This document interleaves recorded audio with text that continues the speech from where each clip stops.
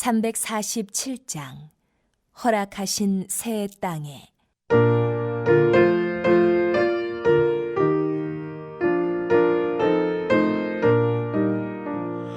허락하신 새 땅에 들어가려면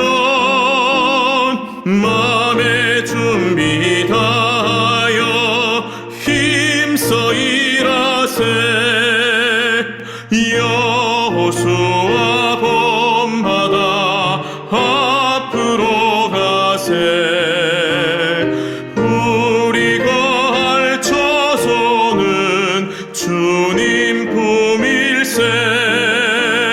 시험을 안 당해도 낙심 말고서 맘의 걱정 버리고 힘써 일하세. 여호수아 본받아 앞으로 가세. 우리가 할 처소는 주님 품일세.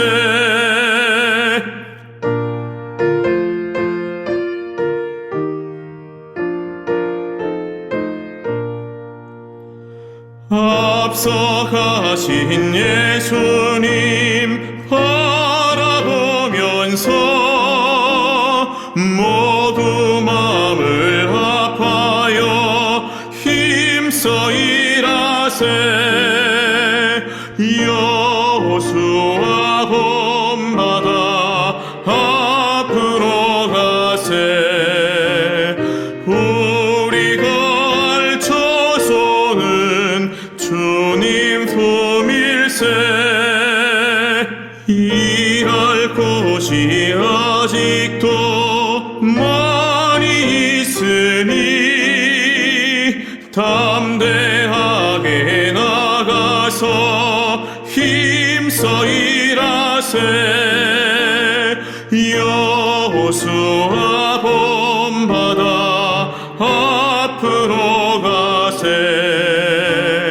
우리가 할 처소는 주님 품일세.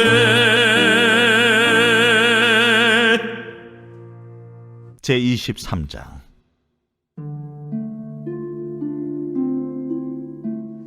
여호와께서 주위의 모든 원수들로부터 이스라엘을 쉬게 하신 지 오랜 후에 여호수아가 나이 많아 늙은지라. 여호수아가 온 이스라엘 곧 그들의 장로들과 수령들과 재판장들과 관리들을 불러다가 그들에게 이르되, 나는 나이가 많아 늙었도다. 너희의 하나님 여호와께서 너희를 위하여 이 모든 나라에 행하신 일을 너희가 다 보았거니와 너희의 하나님 여호와 그는 너희를 위하여 싸우신 이시니라. 보라, 내가 요단에서부터 해지는 쪽 대해까지의 남아있는 나라들과 이미 멸한 모든 나라를 내가 너희를 위하여 제비 뽑아 너희의 지파에게 기업이 되게 하였느니라.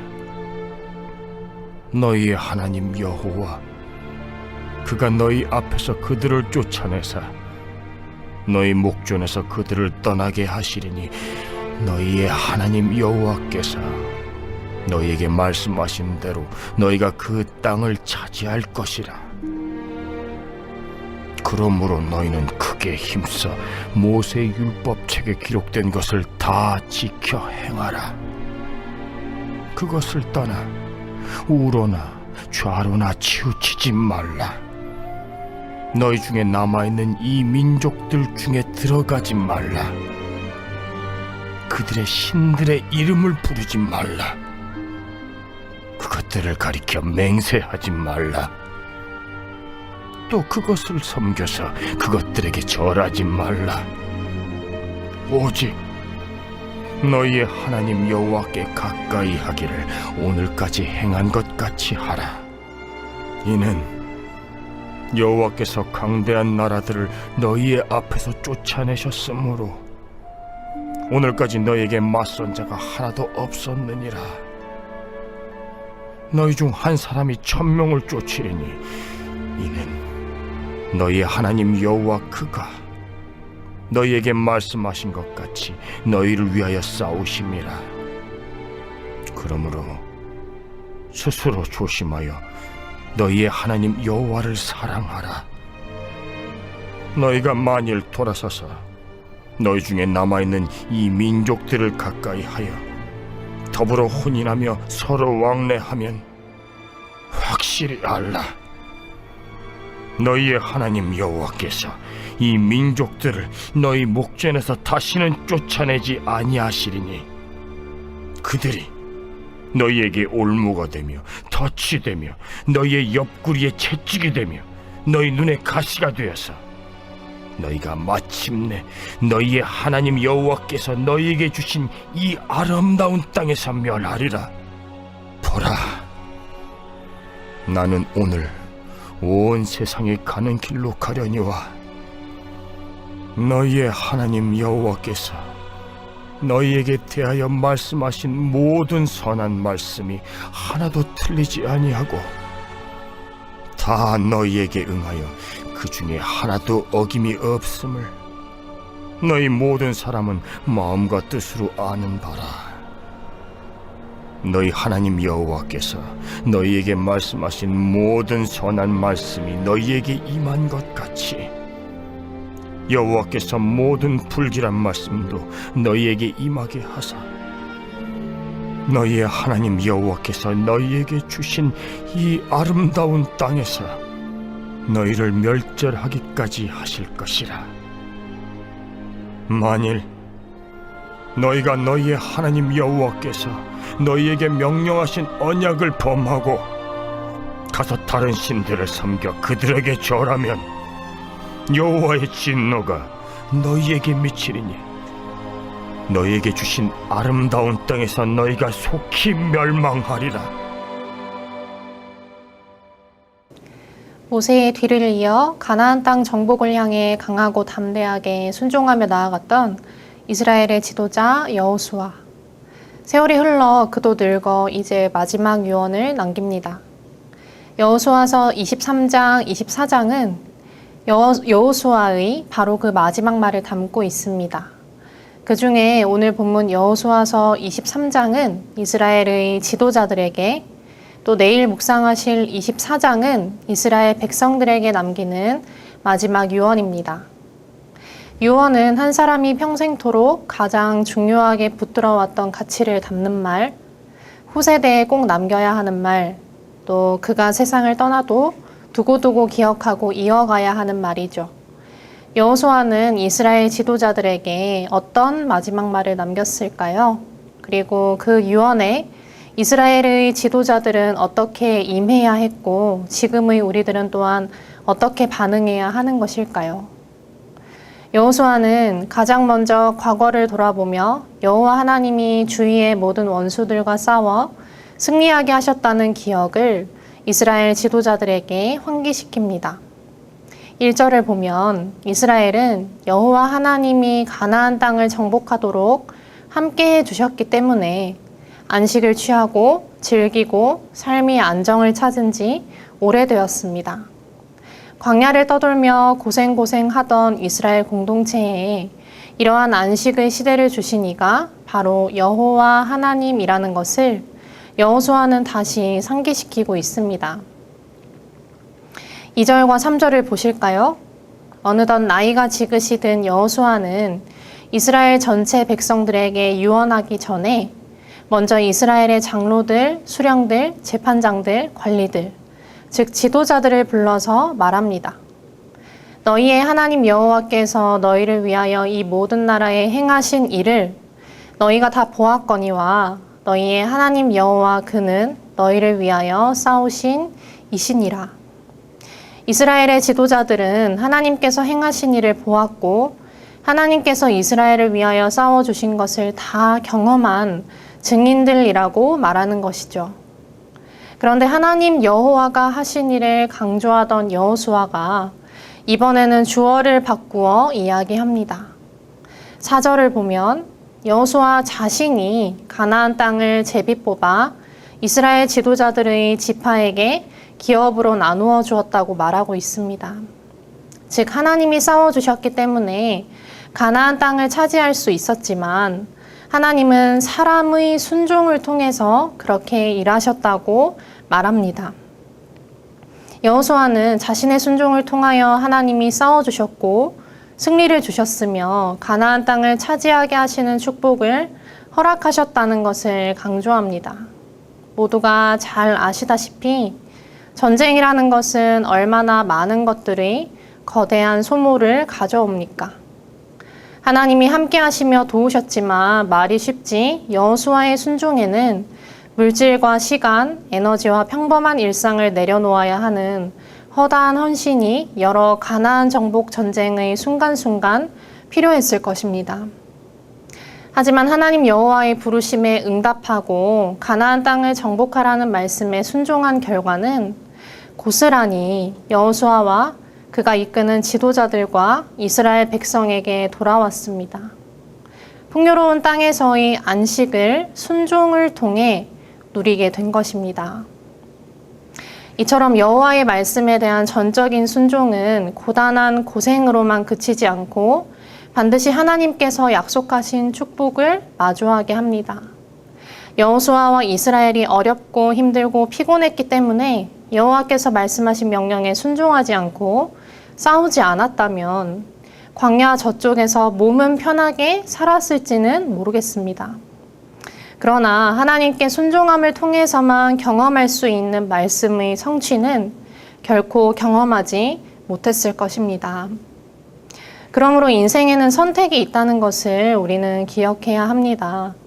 그저 스스로가 생각하는 상태에 만족하며 하나님의 말씀에 순종하지 않든지 하나님이 주셔서 누리게 될 복을 사모하고 신뢰하며 하나님 말씀에 순종하든지 우리는 매일 그 선택의 기로에서 선택 훈련을 하는 것입니다.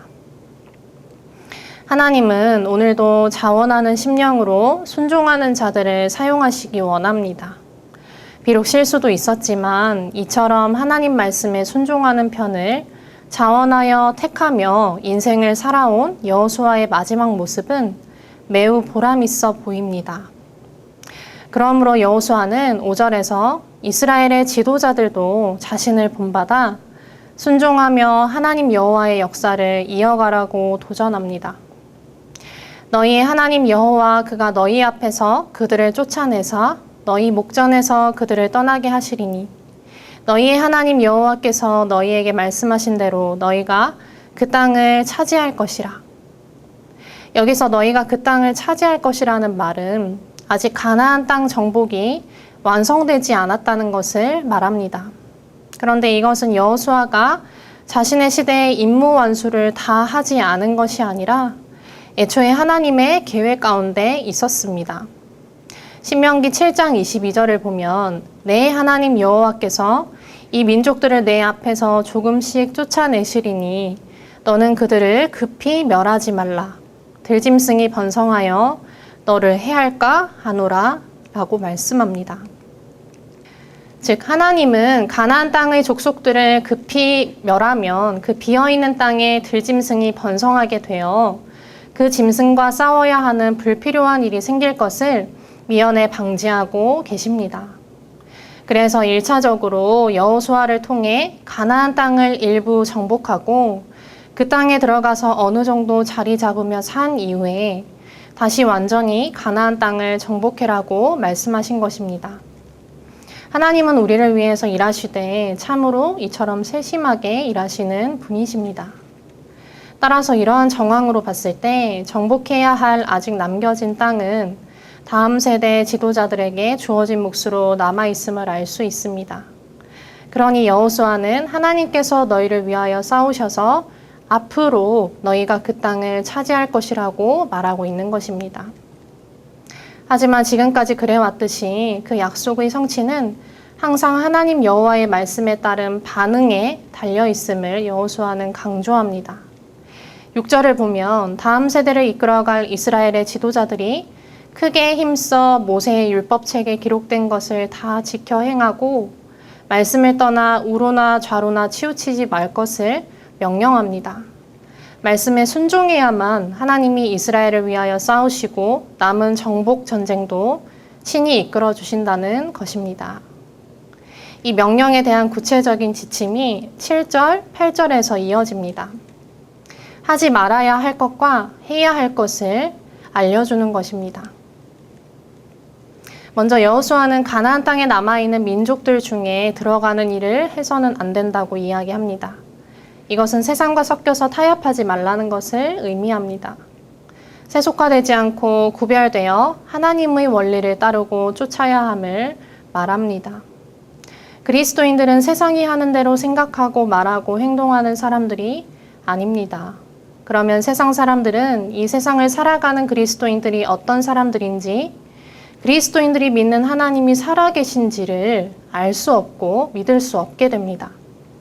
교회에 와서 기도하고 찬양하고 예배하고 전도하고 교회 봉사를 하고 어떤 직책을 맡는 것만이 그리스도인으로서의 의무를 다하는 것이 아니라 마트에 가서 줄을 설 때도, 공중시설을 이용할 때도, 상담원과 통화할 때도, 운전을 할 때도, 장사를 할 때도, 세금을 낼 때도, 즉 모든 장면에서 세상과 구별된 삶을 살아내는 것이 그리스도인의 의무입니다.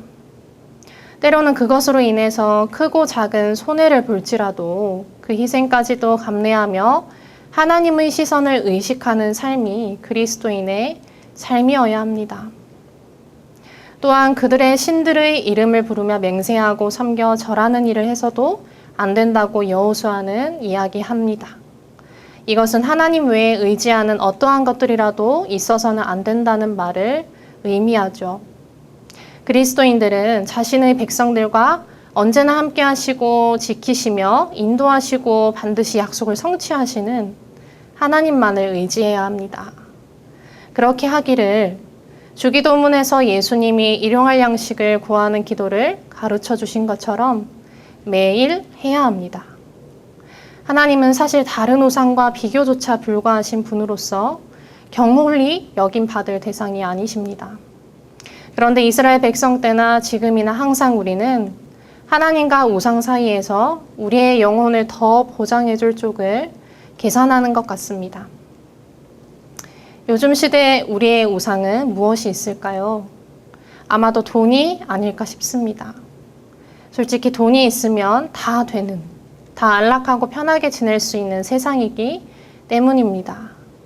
하나님의 약속의 말씀보다 우리가 쌓아둔 돈이 우리에게 안정감을 줄 때가 얼마나 많습니까? 그렇기 때문에 사람들은 흔히 쌓아둔 돈이 별로 없으면 근심하고 내일을 걱정하게 되는 것 아닙니까? 그러나 누가복음 12장 20절에서 예수님께서는 곳간을 더 크게 지어 쌓아두려는 부자에게 말씀하십니다. 하나님은 이르시되 어리석은 자여 오늘 밤에 내 영혼을 도로 찾으리니 그러면 내 준비한 것이 누구의 것이 되겠느냐라고 말입니다. 이 예수님의 말씀처럼 우리의 영혼은 다른 어떤 우상도 아닌 하나님께 달려 있음을 기억해야 할 것입니다. 디모데전서 6장 10절도 돈을 사랑함이 일만 악의 뿌리가 되나니 이것을 탐내는 자들은 미혹을 받아 믿음에서 떠나 많은 근심으로써 자기를 찔렀도다라고 말합니다. 돈으로 대표되는 우상은 우리의 영혼을 망하게 할 뿐이라고 이야기합니다. 그렇기에 여호수아는 세속화와 우상 숭배를 떠나 우리 영혼의 참 주인 되시는 하나님을 가까이 하라고 말하는 것입니다. 이는 하나님과 아주 친밀한 관계 속에서 그분께만 충성하고 그분의 말씀에만 순종하는 것을 의미합니다. 성경은 이처럼 하지 말아야 할 것을 하지 않고 해야 할 것을 하는 것에 대해서 분명하게 말씀합니다. 오늘날 세상의 기준은 이것도 맞고 저것도 맞다이지만 그래서 가끔 그리스도인들조차도 세상의 가치관을 가지고 성경을 해석하려 하지만 우리는 성경의 기준을 가장 첫째 되는 우리 삶의 절대 기준으로 놓아야 합니다.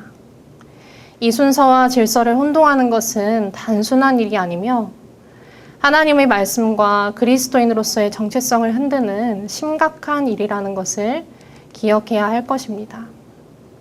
그러므로 여호수아의 유언은 하나님 말씀에 순종할 것을 촉구하는 내용으로 계속 이어집니다. 9절 10절을 보면 여호수아는 자신의 세대에서 강대한 적들을 쫓아내 주신 하나님께서 앞으로도 그 하나님을 의뢰하면 한 명이 1000명을 쫓는 역사를 베푸실 것이라고 말합니다. 그러니 11절처럼 하나님께만 바짝 엎드려 순종하고 스스로 조심하며 하나님 여호와를 사랑하라는 것입니다. 그리고 12절, 13절은 만약 이렇게 하지 않았을 경우에 대해서 이야기합니다. 하나님을 가까이 하며 사랑하지 않으면 적당히 살만한 정도가 되는 것이 아니라 아름다운 땅에서 멸하게 되는 비극을 맛보게 될 것이라고 말합니다. 하나님을 가까이 하면 땅을 차지하며 축복을 누리게 되지만 우상을 섬기는 가나안 땅의 민족들을 가까이 하여 혼인하고 왕래하면 그들이 올무와 덫과 채찍과 가시가 되기에 파멸을 맞이하게 될 것이라고 경고합니다. 이후 솔로몬 왕이 실제로 이방 여인들과 혼인한 결과 이스라엘이 타락의 길을 걷게 되지 않았습니까? 이는 여호수아가 제시하는 순종과 불순종 중 하나를 선택하는 것은 생사의 선택이라는 것을 분명히 알려줍니다. 그렇게 여호수아는 유언의 후반부에서 이스라엘 지도자들에게 더욱 강력한 어조로 저주의 경고를 고하는 것입니다. 14절, 15절을 통해 여호수아는 모든 말씀에 신실하신 하나님으로 인해 우리가 축복의 길 혹은 저주의 길을 반드시 걷게 될 것이라는 것을 알려줍니다. 하나님은 우리가 순종했을 때 누릴 수 있는 선한 말씀도 주시지만 불순종했을 때 경험케 되는 불길한 말씀도 주시는 분이십니다. 하나님을 어느 한편만으로만 이해해서는 안 됩니다. 그것은 내가 만든 하나님, 즉 우상입니다. 하나님은 우리의 입맛대로 경험할 수 있는 분이 아니십니다. 우리는 하나님의 뜻대로 순종하거나 불순종할 때 우리에게 임하시게 하시는 말씀의 결과를 그대로 받아야 하는 존재들일 뿐입니다. 그분의 신실하심으로 인하여 선한 말씀도 불길한 말씀도 우리에게 다 응할 수 있다는 것을 두려워하므로 우리는 여호수아가 말하듯이 오직 그분의 말씀에 순종하는 편을 택해야 하는 것입니다. 여호수아의 이스라엘 지도자들을 향한 마지막 유언은 16절을 보면 다시 한번 불순종으로 인해 저주받을 수 있음을 경고하는 말로 끝마칩니다. 아름다운 땅을 허락해 주신 여호와의 진노가 미쳐서 아름다운 땅에서 멸망하는 모습은 다시 한번 말하지만 참 비극적입니다. 이는 하나님이 주신 땅은 아름다울지라도 우리의 불순종은 아름답지 않은 이유 때문이겠죠. 그런데 그 비극은 여호수아서 이후 사사기를 보시면 아시겠지만 머지않은 이스라엘의 미래에 찾아옵니다. 여호수아의 마지막 유언은 기우가 아니라 철저히 현실적인 도전과 경고였던 것입니다. 주 안에서 사랑하는 성도님들, 여호수아의 이스라엘 지도자들을 향한 마지막 유언을 통해 우리는 어떤 하나님의 뜻을 새겨야 할까요? 여호수아는 빙빙 돌려 이야기하지 않고 분명하게 말했습니다. 그렇다면 우리도 핑계치 않고 분명하게 들어야 합니다. 여호수아는 하나님을 가까이 하고 사랑하는 삶, 말씀을 취사 선택하지 않고 하나님이 주시는 모든 말씀에 순종하는 삶, 그래서 그 순종으로 인한 복을 누리는 삶을 택해야 한다고 말합니다. 하나님은 오늘 본문을 통해서 우리에게 귀와 마음과 생각으로만 듣는 순종이 아니라 삶으로 행하는 순종을 하기를 요구하십니다.